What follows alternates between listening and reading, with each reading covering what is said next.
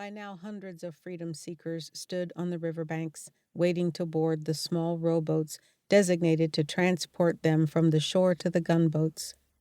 The rowboats filled up quickly. Another transport steamer, the Sentinel, had earlier run aground on a sandbar and could not be dislodged. It had been abandoned for the time being. Without that third vessel available to transport everyone who had rushed to the riverbank, most freedom seekers were not able to bring on board any of the personal effects they had laboriously toted to the riverbanks. In fact, they could not take anything with them except the clothes on their backs.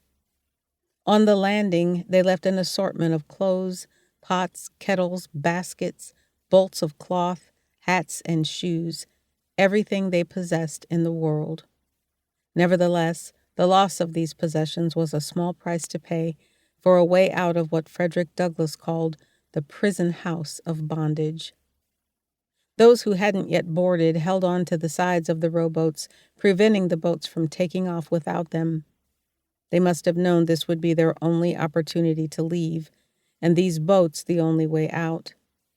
Though the crews smacked their hands with the oars to get them to let go, they were determined to hold on. The entire mission came close to disaster. By this point, the sun was coming up, and Montgomery's mission would be in full view of any Confederate forces that might have been in the area. Any delay could have given the Confederate forces enough time to regroup and attack, slaughtering everyone, soldiers and freedom seekers alike. Confederate pickets could have shot them off like sitting ducks. Every second counted. Someone had to calm the desperate freedom seekers. Colonel Montgomery implored Tubman, or Moses as he called her, to speak a word of consolation to your people. Decades later, Tubman told an interviewer that they were no more her people than they were Montgomery's, only they was all Negroes. To Sarah Bradford, she recalled that those she encountered in coastal South Carolina were foreign to her. Why, their language down there in the far South is just as different from ours in Maryland as you can think. In fact, Tubman and the blacks in coastal South Carolina spoke different varieties of a Creole dialect that was evolving among enslaved and free black people in the Atlantic Basin. Tubman spoke a Chesapeake Creole that was influenced primarily by English and other European languages, and thus likely revealed fewer African inflections. Freedom seekers in coastal South Carolina spoke a Low Country Creole that continued to incorporate elements of West African languages up until almost the Civil War. A similar creolization process created the two dialects, but different inputs put into different physical and social environments over time had resulted in different linguistic products. Thus, Tubman and the freedom seekers had difficulty understanding each other.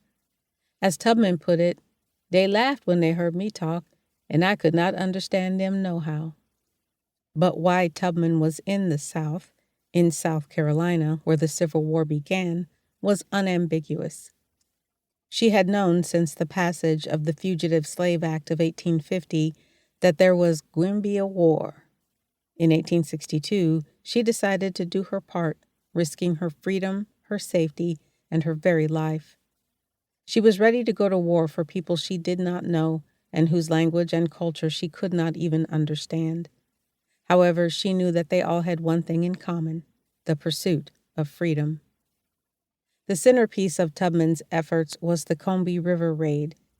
In the course of 6 hours, she, Montgomery, the 2nd South Carolina Volunteers, and one battery of the 3rd Rhode Island Heavy Artillery attacked no fewer than 7 rice plantations. They destroyed $6 million in property, including homes, stables, storehouses, and other outbuildings, as well as millions of bushels of rice. They confiscated hundreds of heads of livestock, including 80 or 90 horses.